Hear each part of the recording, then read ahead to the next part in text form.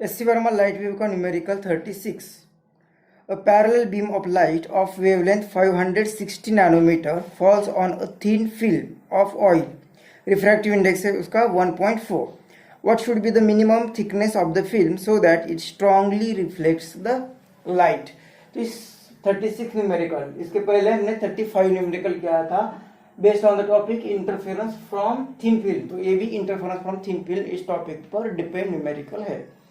सिर्फ 35 न्यूमेरिकल में यहाँ पे डार्क स्पॉट दिख रहा था, ये डार्क दिख रहा था। अब यहाँ पे स्ट्रांगली रिफ्लेक्टेड कहा है, मतलब वो हाई इंटेंसिटी, मतलब सभी लाइट रिफ्लेक्ट हो रही है, तो यहाँ पे हमें हाईली इल्यूमिनेटेड पार्ट दिखना ही देने वाला है। तो उस केस में हमें इसकी मिनिमम थिकनेस, ये थिकनेस हमें नहीं, यहाँ पे थिकनेस नहीं दी हुई है, हमें मिनिमम थिकनेस फाइंड करनी है। इसका रिफ्रैक्टिव इंडेक्स 1/4 दिया हुआ है और जो लाइट इंसिडेंट हो रही है वो 560 नैनोमीटर दी हुई है।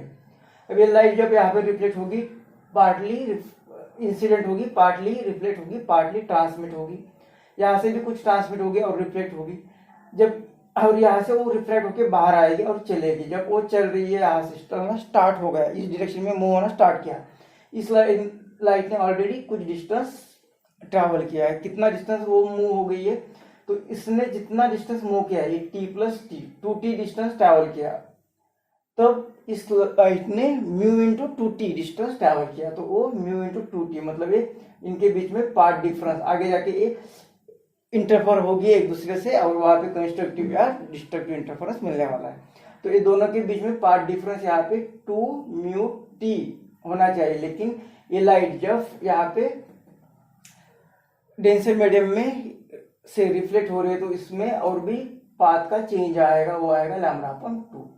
तो इतना पार्ट डिफरेंस है। अब ये लाइट भी यहाँ पे रिफ्लेक्ट हो रही है, लेकिन वो ये मीडियम से जा रही है, मतलब डेंसर मीडियम, और दूसरा जो मीडियम है यहाँ पे एयर, मतलब रेयर मीडियम है। तो डेंसर से रेयर मीडियम में लाइट वहां से रिफ्लेक्ट होती है, तो वहां पे फेज चेंज नहीं आता है, इसलिए यहाँ पे फेज चेंज नहीं आएगा। सिर्फ ये एयर टू यहाँ पे डेंसर मीडियम है, तो इस केस में ही वो फेज चेंज या पाथ चेंज आएगा।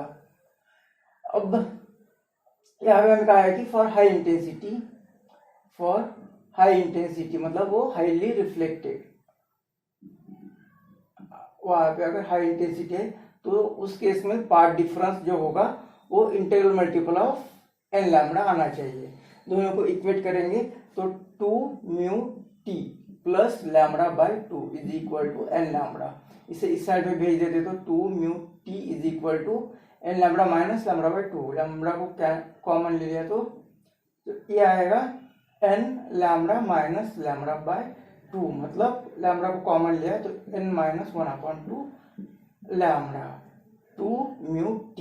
तो ये था यहाँ पे कॉन्सेप्ट फॉर ब्राइट फ्रिंज और for constructive interference for high illumination, for constructive interference किंवा maximum illumination, for maximum illumination due to reflection,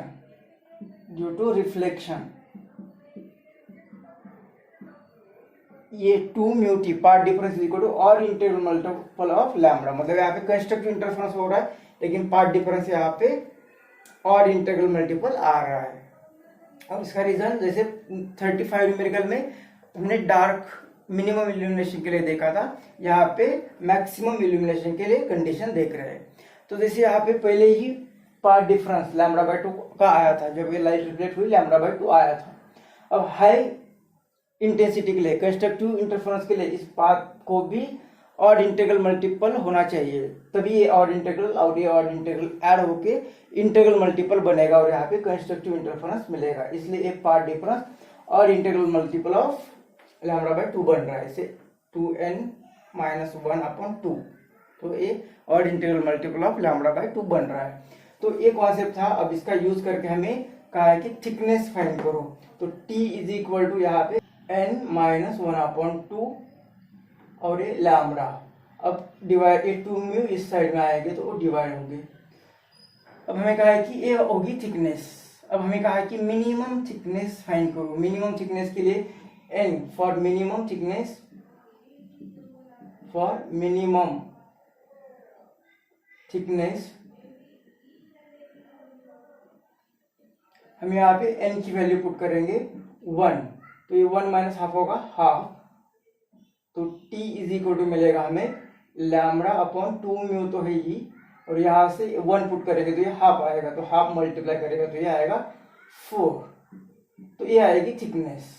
अब इसमें वैल्यू पुट करनी है, तो t is equal to lambda की वैल्यू दी है फिगर में वहाँ पे 560 नैनोमीटर, तो 560 इंटू 10⁻⁹ डिवाइडेड बाय 4, और म्यू दिया हुआ है 1.4, मल्टीप्लाई करते t is equal to 560 into 10⁻⁹ divided by 14 4 जा 56, और एक डेसिमल यहाँ पे, ये डेसिमल निकालेंगे तो 56 10⁻⁻1, तो ये आएगा यहाँ पे 10⁻+1, ये आएगा 10, और ये 10 यहाँ पे